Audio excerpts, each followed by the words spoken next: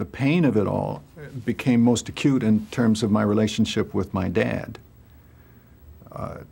He was himself a good trade union liberal, and he thought that in paying his dues and supporting the program of the Rubber Workers Union, he was certainly fulfilling whatever demands were on his conscience. And he couldn't understand what I was upset about in terms of the Vietnam War, and even more, he couldn't understand why I was so upset that with a wife and 3 kids and a pretty little house on Sunnyside Street, I would throw that all over, quit my good job, which to him was a great job. That was a step up. He had worked in a factory all his life, and here his son was white collar with a college education. That to him was terrific. Why complain about that? Why throw that over to run off with these strange political gypsies who are into something they call the movement? Why expose my kids to the uncertainties of movement life? Why cut my income in half all at once just to go run something called the Radical Information Project and something called Students for a Democratic Society? That buffaloed him, and he got upset about it. He thought I was making a stupid mistake, and he didn't like it a bit. It led to an enormous rupture in our relationship, which had been flowing along beautifully in the years that I worked in the defense business. Those were the years when he happily came to see the family once a month, driving to Ann Arbor from Akron. He loved his grandkids. He was the world's most perfect grandfather.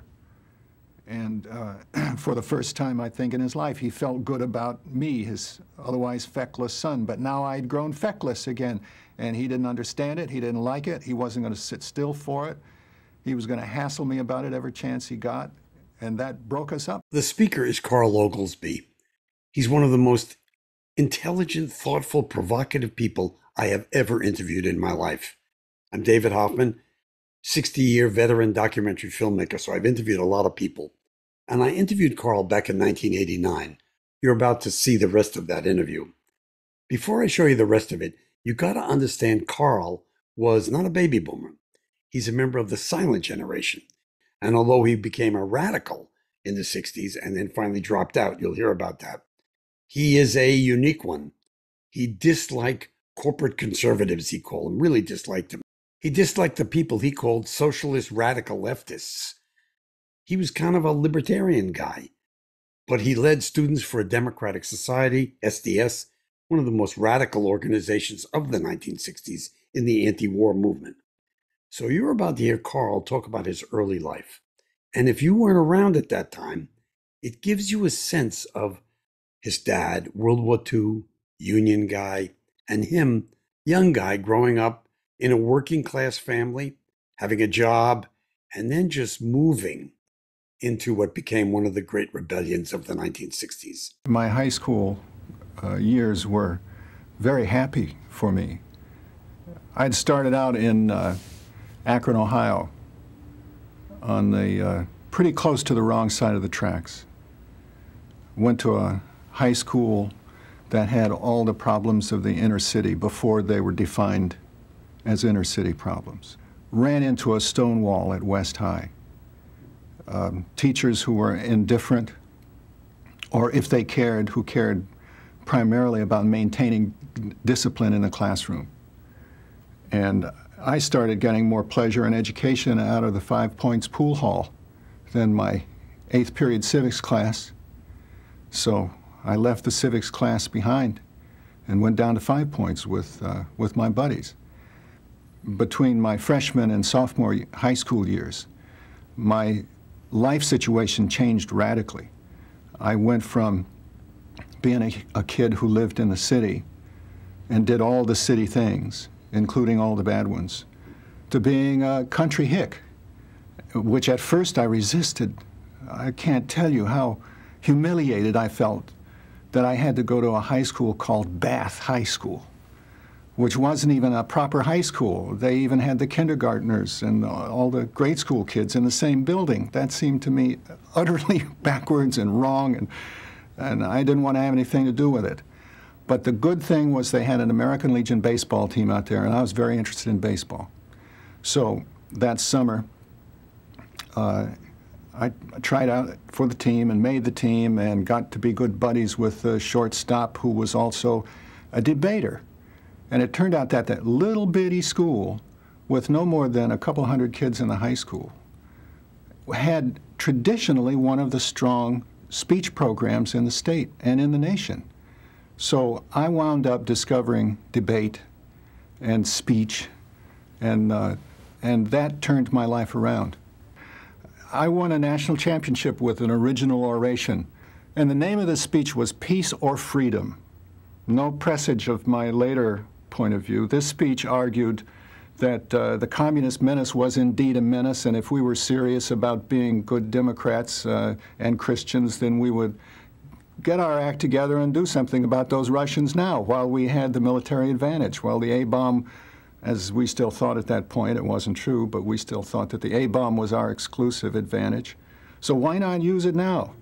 Why wait around for the diabolical, for the evil empire to catch up with us?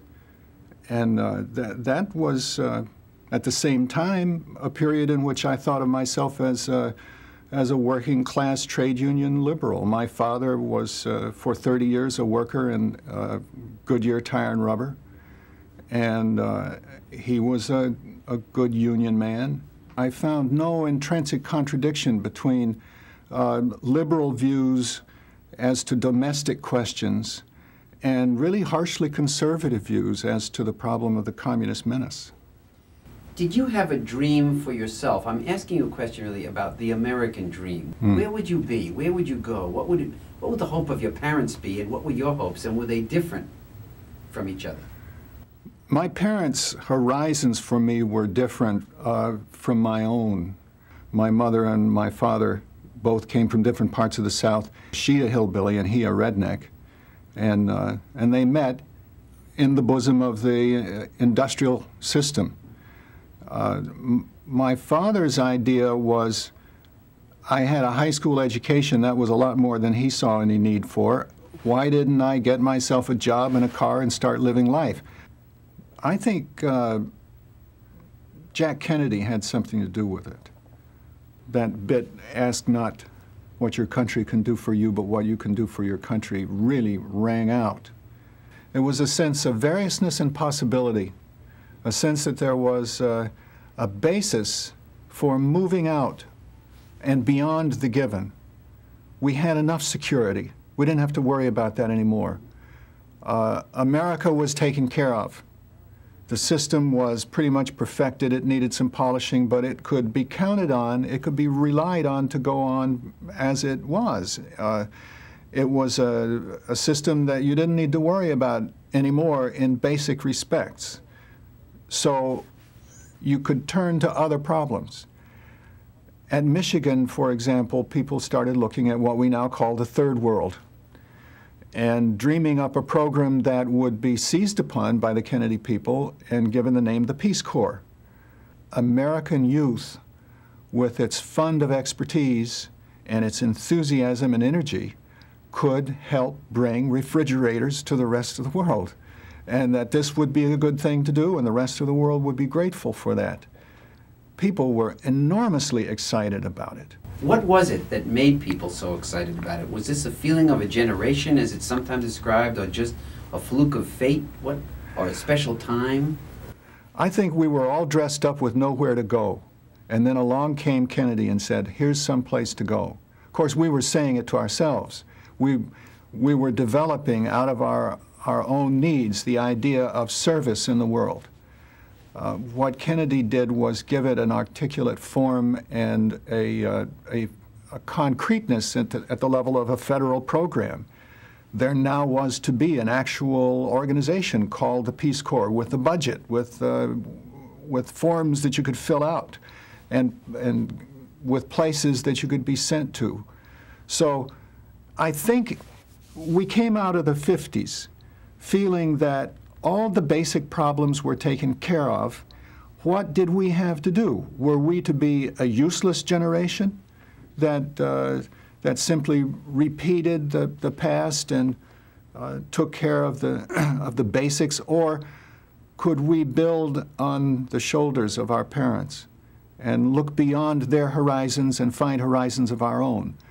I think that the power of Kennedy, the drama and the excitement that he communicated, had to do with the fact that a relatively young president himself, he captured for young people the feeling that they had something to contribute that was special, that they weren't just to live off the fat of the land and repeat the old victories, but that they had new horizons to explore and new victories to conquer.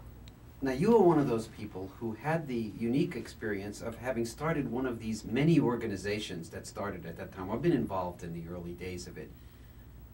I'd got to Ann Arbor in the first place to work at a place called Bendix Aerospace Systems Division. Very soon I was running the technical publications department. And I liked it, and I was good at it.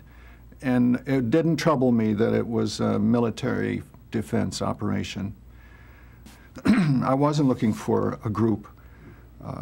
Certainly nothing with a name like Students for a Democratic Society or Young Americans for Freedom. The missile crisis of October 1962 really shook me up, shook my family up, shook my neighbors up. People who hadn't thought 2 seconds about politics were glued to that radio as we heard the report of the Russian ship bearing the rockets getting closer and closer, as we knew that our destroyers were out there to challenge them and shadow them on their way. And we wrote letters to the White House. We said, "Dear Mr. President, please let's not have a nuclear war about this. This is crazy. It's not worth it. Let's just not worry about the missiles. I mean, we've got missiles looking down the Russians' throats. They live with it. Why is it so different in this case?" Well, a lot of people saw it as different, and the argument was on. They were real questions that could hit your life very hard and could emerge in a split second to a crisis level. We lived at the edge of crisis, and the missile crisis is the event that brought that home to us. My transition from being a regular guy to being a rebel, I think it started at the assassination of Kennedy. I was stunned by that, as so many others were. But I saw that not everybody was stunned in the same way. The company that I worked at was not happy with Kennedy's administration. We were in the defense business, and Kennedy was pressuring defense spending down. I don't think he actually cut the numbers, but he kept the numbers down from what they might have been. And there was a lot of resentment about Kennedy's defense procurement program in the place where I worked. And on the day he died, not everybody was unhappy about that. The Scotch came out, in fact, up on Mahogany Row, because now the perception was good old Lyndon Johnson is going to be the president and the defense funds will start to flow, as indeed they did.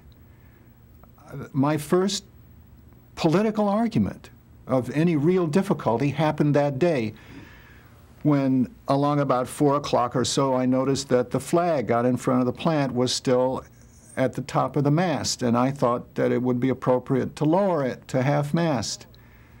And I got into an incredible argument with certain people at the management level over whether that flag should stay up there or come halfway down. And it bore forcibly in upon me the truth, which I suppose I knew at some level already, that there were real differences of political viewpoint among the people who got along so well at the coffee machine. The assassination of Kennedy is what started to mobilize a sense of those differences. Why did the New Left attack the liberals? And what was wrong? What was a liberal, and what was wrong with liberals?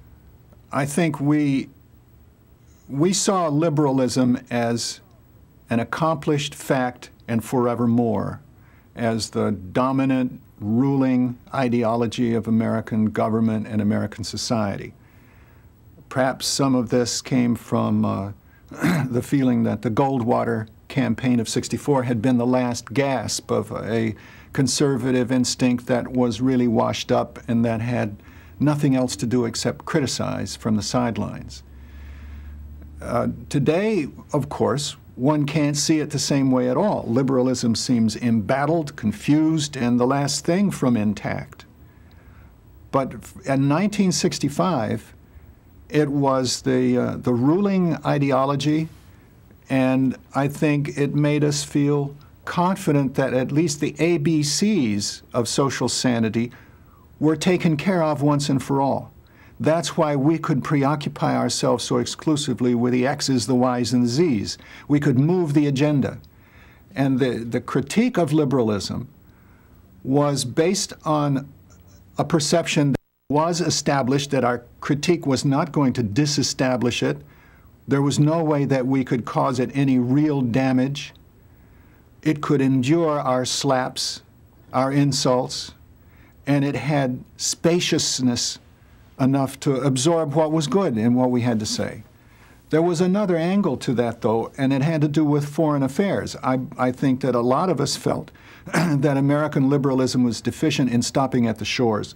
It ought to be extended to the rest of the world. We ought to be liberals in the world as we were liberals at home. The attack got tough sometimes. Because of Vietnam. Yelled at. People were derided. Many liberals remember that experience. Do you remember being a participant in that or feeling that way or what that was like? If there was an attack on liberalism, really it was meant to be an attack on liberals whose liberalism was incomplete, whose liberalism walked on one foot. And the meaning of the critique was to say, let's extend the principles of the great philosophical movement, the 19th century liberalism. Let's extend those principles, the principles of the Declaration of Independence, those embodied in the American Constitution, not only to all people in the United States, that is to say black people, let's emancipate and set free the black population. Let's be liberals abroad. And that meant that the United States couldn't expect to succeed in the world if it just carried a big stick. We needed to give people everywhere a feeling of hope in the future, which was the soul of American liberalism. One thing I feel listening to you talk that I want your reaction to is that you are a logical person. You're a reasonable person. You work in the world of ideas. But politics at that time wasn't what we thought it was, which was a lot of ideas. Otherwise, people wouldn't have been so hurt, personally wounded. There was another element than the idea. The pain of it all became most acute in terms of my relationship with my dad. And he couldn't understand what I was upset about in terms of the Vietnam War. Was it the war that was the center around which that whole breakup took place? The breakup took place around the war. That was the even more critical than the question of racism. Now, racism was a big question for him. He felt very sensitive and attacked by those of us who identified with the civil rights movement because of his South Carolina background. He knew in his heart that the civil rights movement was right, and it had a legitimate complaint. And he thought that in time the complaint would be fairly dealt with by the society. He didn't think it would happen in his generation, but maybe more in mine, and then the one after mine a little bit more. The real problem was Vietnam. My South Carolina cousins, a couple of them, went off to fight the war in Vietnam, and were there during the same time that I am in the streets trying to keep it from being fought. Our family was split by that war, by that issue, in a way that not even racism had split it. Do you understand what your father felt? It had a lot to do with America was being attacked by us anti-war people. World War II was being attacked. Patriotism was being attacked. Do you understand, and can you describe from the present what he was feeling? that was the deal you made. You would fight communism just as another generation had fought fascism and Nazism. And in exchange for giving your government absolute loyalty on that question, that is to say, fighting the tiger at the gates, you could expect to be taken care of on the domestic interior. I think what the movement did, the anti-war movement, was to break that contract and to expose points of international policy to the same kind of critique that would have seemed utterly legitimate in terms of domestic policy. We wanted, in other words, we wanted the United States to be equally liberal in the world as it was in its interior. And in making that demand, we broke what may have been a subtle, but I think at the very time a very strong contract. We broke the contract of Cold War liberalism.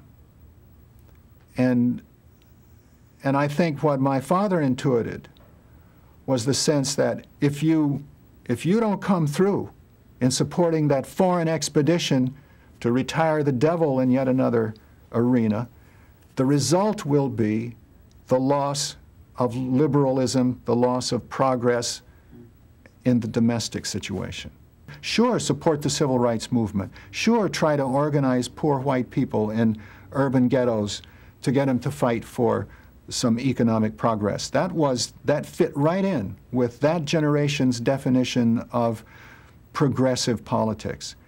But what? Oppose the Vietnam War? Oppose a struggle against the communists? No way. That was worse than impolitic. That was, in their view, practically a sin. Was it then a generation gap? Was that a real thing, looking at it now and thinking about them? It was more than a gap. It was a great gulf fixed. People whose sensibilities, whose political viewpoints had been hammered out, at least in part, in struggle with Stalin and the great betrayal of the revolutionary communist dream, had once and for all decided that they were against anything having to do with communism. And anybody who tried to open that question up again, in any context, must be making a bad mistake. Maybe they were even willfully in error.